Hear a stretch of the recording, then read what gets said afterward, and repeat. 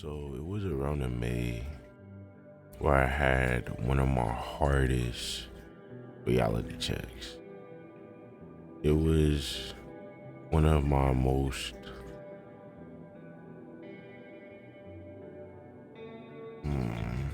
I say impactful maybe. It was one of the reality checks that impacted me the most because I had many other reality checks before that reality check. And many of the other ones, yeah, they did hit really, really hard. Some of them were sad. Some of them were happy. Some of them were realization. Some of them were, insight. But this one, the one I had in May, it was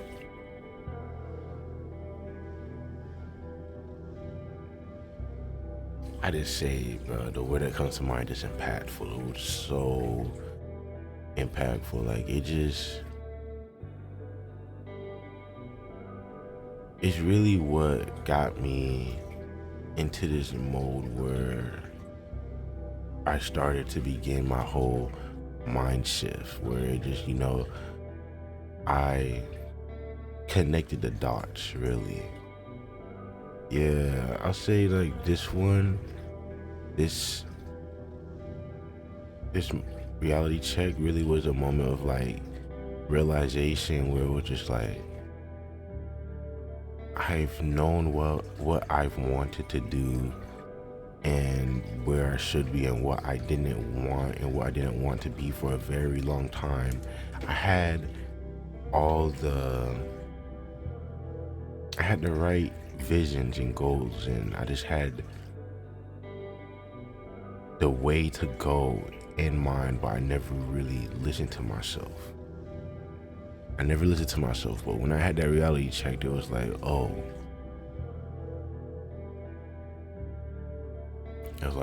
it's time to wake up, and this time you can't go back to sleep.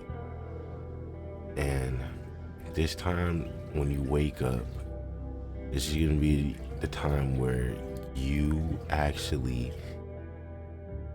accomplish and finish what you're looking towards. Like you actually get to the vision you have in mind. You actually make your vision a reality check. I mean, yeah. That's it right there. You actually make your vision that you have in mind your new reality check. So the next time I come to check out my reality and see reality for what it is, it will be when I hit my vision or pass my vision and I just see it all around me. And not saying that I'm not in the moment right now, but we all try.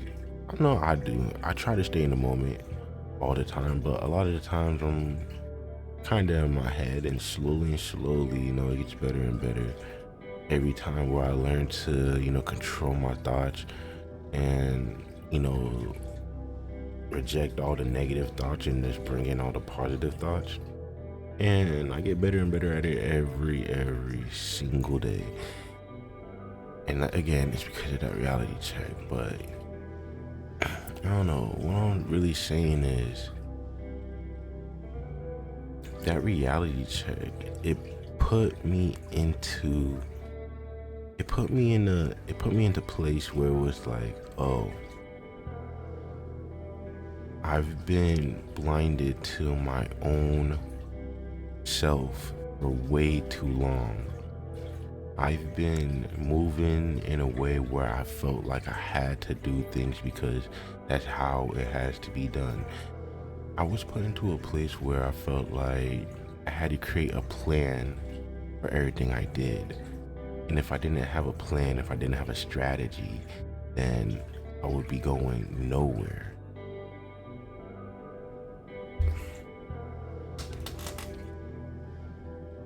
Now,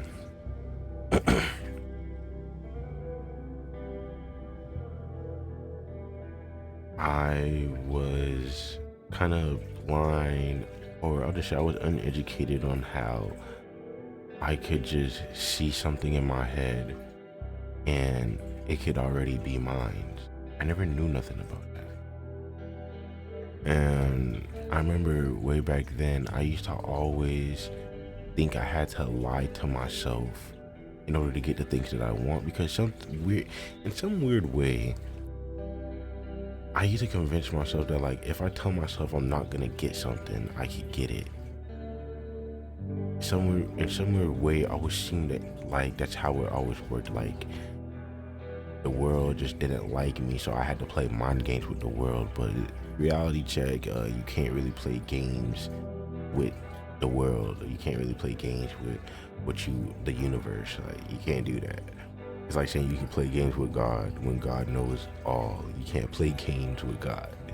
That makes no sense. But for some reason, I thought I could, and I went at that for years, just playing that game. And slowly, without me even realizing it, it declined my mental in the worst fucking way. And then, like, in that realization that I have with that reality check, it's just like it's where I confirmed that like I can't play with the universe. I can't play with God. I can't play with these things that I want in life. I have to accept everything for what it is. I gotta look at my life and see, oh, okay, this is me right now. I don't really like it. Now I have to do things in order to change that and become a version of me that I do like. So I had to accept the fact that I don't like who I am. Then I have to accept the fact that I will become who I want to be. I had to accept both facts. And just accepting that, it also made me realize in that reality check that I did not know who I was for a very long time. For a very, very, very long time, I was living in an identity crisis. I always wondered why I always thought so different and felt so out of place from everyone I've ever been around. Like, it would only, like, I'll go to a school and I could only make literally one friend, and it would be by accident. Like, it would just be somehow we just become friends. And come to find out, these people that I'm friends with are also in the same boat as me. They don't know who they are either. And yeah, that was the reality check, is that I really did not know who I was. And I didn't know who I was ever. Like, probably the only time I knew who I really was in the moment, at the moment, was when I was a kid. That's maybe about it. It's like I started losing myself. Like, I say the earliest I can remember is maybe 14, 13. I'm thinking that it was 13, but I'll just confidently say 14 is where I started losing myself. Because I say 14 because 14 is where I started losing a lot of people. A lot. And at the age of 14 is where I started seeing things not go the way I want it to go. Like, things just changed in a way where it was just kind of uncomfortable for me. And I stayed scared of that uncomfort for so long that, I just got comfortable with staying in fear of being in that unknown. Because everything that was happening around me was unknown. It was just so weird. It's like everything just kept on changing and changing and changing. And no matter how much times I'd lie to myself, I'd always get a little reality check showing the truth, and then I would avoid the truth all the fucking time.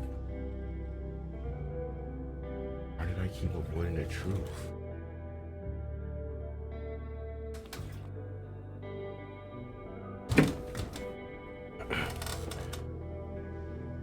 don't know why.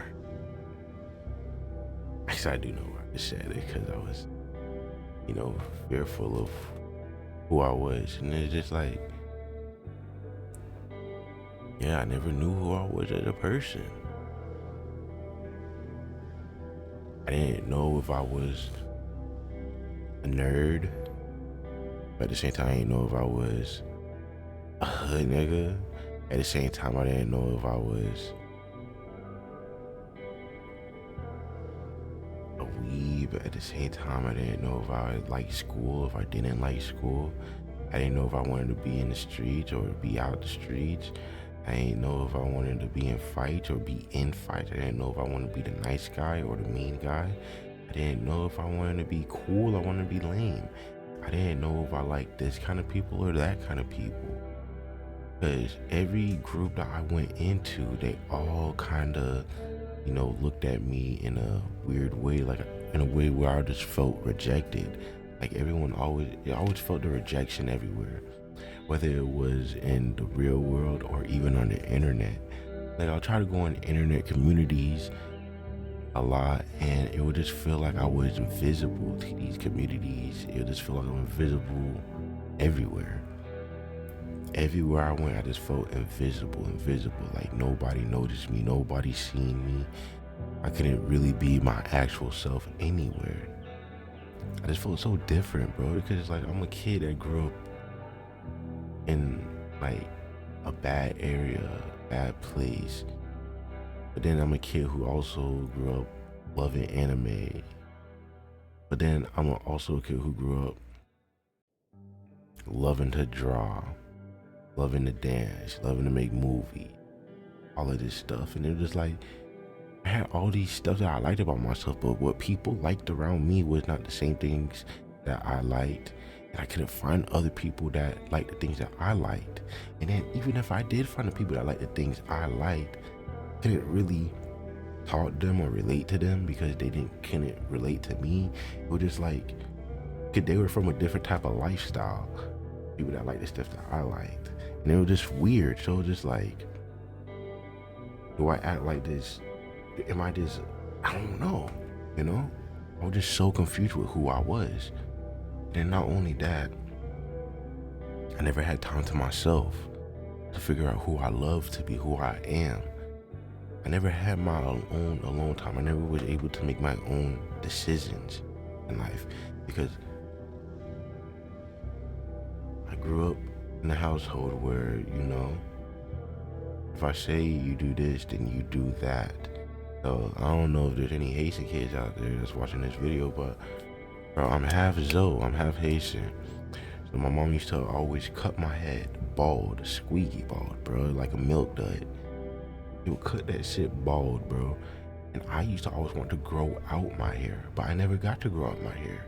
That's one example of something that I tried to do to like myself, but I couldn't do it because I wasn't allowed to do it where I was living. So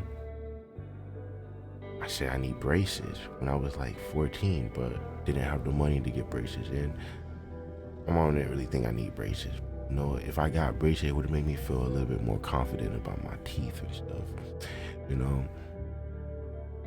I wanted to do a backflip, I remember. And I remember I told my dad I wanted to do a backflip, and my dad was like, nah, don't do that. I was thinking he would be like for it, but then he was saying, nah, don't do it. You gonna break your neck. He's putting fears into my head and this and that. And, I could have just said, fuck what he's saying and just do what I want. But bro, I grew up in a household where I was always told what not to do. And I was kind of, programmed to just listen to what other people say to me instead of listening to myself. I would always need somebody else's opinion in order to do the things that I want in life. And if their opinion did not align with mine, then I wouldn't do what I want to do. So I was just around just being who everybody else wanted me to be. I was never being who I wanted to be. I was just whoever everybody else wanted to be. And I grew up like that.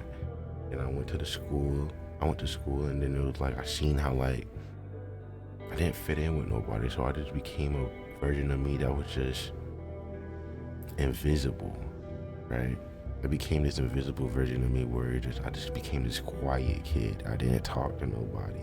I wasn't loud. I was out the way. I was unconfrontational. All of this, like, I wear a hoodie every day because, anytime I used to try to figure out my style, I would get laughed at. And because I didn't have that confidence growing up, when I get laughed at, I would not want to get laughed at again. So I just, go with something that it just, plain and basic, which is just a black jacket and, fucking joggers or some shit, bro. Just like plain. It's like nothing, special, nothing, showing who I am.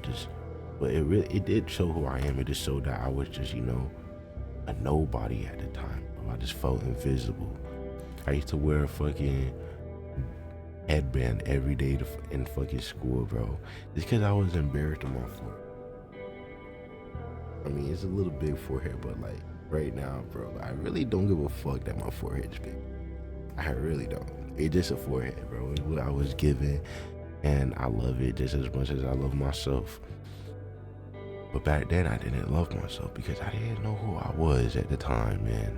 Not knowing who you are, something that is scary because you're in this deep hole of just like, of darkness, bro. You're just in a deep hole of darkness. You don't know where to go. You don't know where to look. You don't know who to be. You don't know who to talk to. You don't know anything. You're just alone. You're by yourself. You're by yourself when you're in that. It was like, it brought me to the point where even when I was an adult, I became an adult, and I just didn't know how to make friends. Like, I didn't know how to be around people. If somebody said something about me, and to me, and I took it as something that they were saying as a bad thing, I'll delete that version of me. Like, I remember when I started this job back then, and I was being a little like dumbass. Like, I was just kind of goofy and shit. I was just goofy and just like, I think you're like messing with people and stuff. And then this one person came up to me and she said,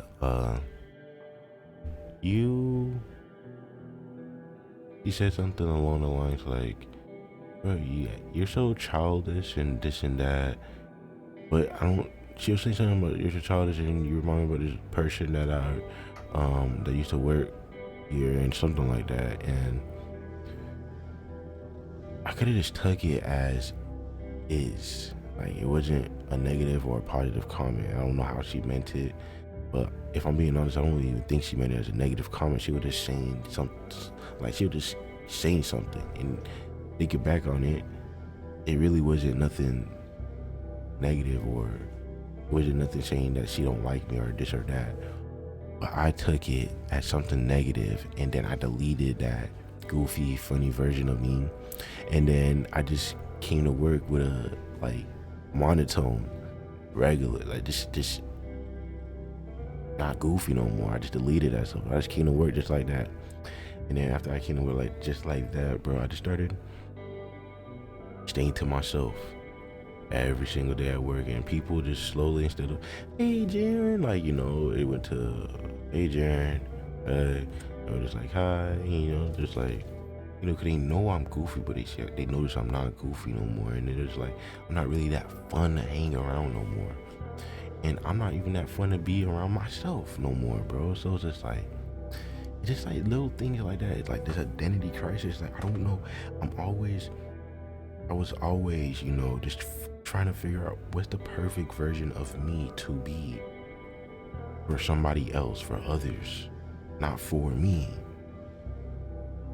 There is a version of me that I want to be. In my head, it's, coming to light. Slowly I become the person I want to be every single day.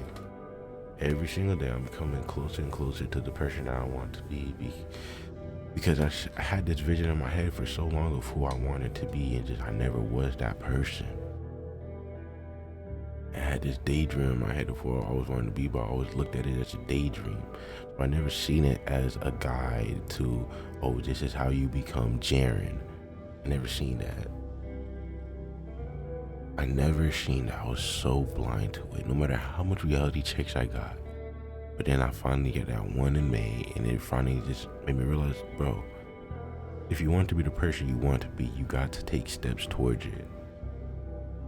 You got to move towards it. So that's what I've been doing.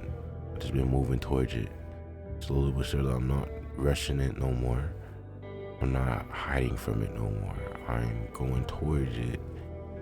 And, patient, let things fall in place kind of way, but just keep moving forward. It.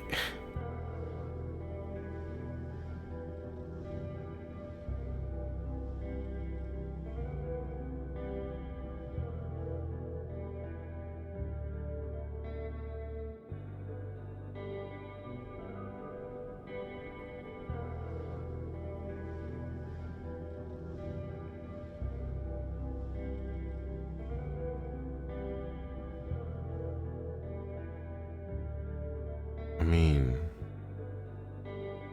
there's so much more I could get deeper into this, but honestly, there's nothing going on in my head right now. I just felt like I said everything I was supposed to say for this video.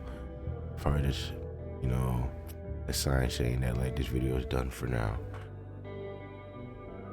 But I know I can get way deeper into this. I really do. And I will, due time, I'll get deeper into this. You gotta remember, one other thing that I'm learning to do for myself is I'm learning to express myself. So speaking about things that I've dealt with inside for a very long time, it's a little bit challenging for me. And it's gonna take me some time just to be able to get into these like places that I've never really been into and just let them out. So over time, I'll get there. But overall, I feel like the message for this, well, I know that the message for this is, if you're feeling lost, it's okay. It's okay to be lost, as long as you know that you are lost. To know where you are is even better. Know who you are is even better. You have to know who you are, where you are, in order to be able to accept being lost, being in this place where you don't, in the unknown. Because once you know that you're lost, you're in the unknown, you know that the next step is to find your way. So then you're not dealing with an identity crisis. You're dealing with a journey on finding who you are. It's okay to be lost.